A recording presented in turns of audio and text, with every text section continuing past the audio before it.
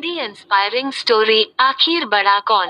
आज सुबह मन हुआ कि घर के पास आने वाले सब्जी के किसी ठेले वाले से सब्जी न लेकर किसी दुकान पर जाकर टेबल पर सजे हुए बड़े बड़े ढेर से फल और सब्जियां छांट ली जाएं।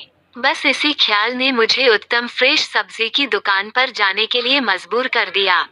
जब मैं दुकान पर पहुंची तो देखा वहां गिनती की 4 महिलाएं और 3 पुरुष ही सब्जी ले रहे थे। बहुत कम लोग होने की वजह से जब मैं सब्जियां छांट रही थी तभी मेरी नजर वहां आई एक संभ्रांत महिला पर पड़ी, जिसके हाथ में i20 गाड़ी की चाबी थी और वह सब्जियां छांट रही थी। न जाने मुझे क्यों महसूस हुआ कि इस महिला को देखा जाए, क्योंकि वह बहुत अच्छे से तैयार होकर आई थी। खैर, जैसे ही मेरी नजर उस पर गई, मैंने देखा वो ढेरे से सब ककड़ियां चक चक पर छांट रही थी। वह जल्दी जल्दी ऊपर से ककड़ी तोड़ती ताकि उस पर किसी की नजर न पड़े। स्वाद चखने के चक्कर में टूटे हुए टुकड़ों को जल्दबाजी में वह टेबल के नीचे लगे पर्दों के पीछे फेंक देती। उसे देखकर मुझे अंदर ही अंदर बड़ी हंसी आ रही थी।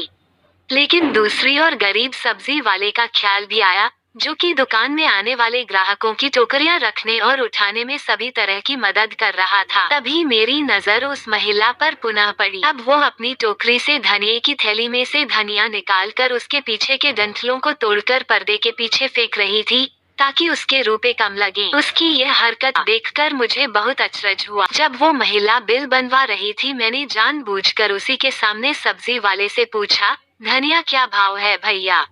350 रुपए किलो मैडम जी, उसने जवाब दिया और अपने काम में लग गया। जैसे ही मैंने पुनः अपनी दृष्टि उस महिला पर डाली थी, वह बहुत संयत उसको किसी तरह का अपराध बोध नहीं था। वो महिला अपना बिल बनवाकर तुरंत दुकान से निकल गई। मेरे दिमाग में खलबली से मच रही थी। मैंने दुकान वाले से कहा, भैया अपनी दुकान में कैमरा लगवाओ। क्यों मैडम जी? बोलकर मेरी तरफ देखने लगा। तब मैंने दुकानदार को उस महिला की हरकत के बारे में बताया। मैंने उसे कहा, वो महिला कम से कम 100 रुपए की चपत आपको लगाकर चली गई।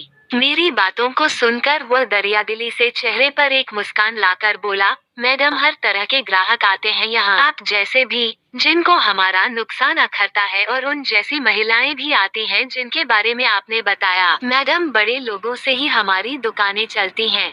जब वो बड़े लोग ही ऐसी हरकतें करते हैं तो हम जैसे छोटे लोग उनको कुछ कह नहीं पाते।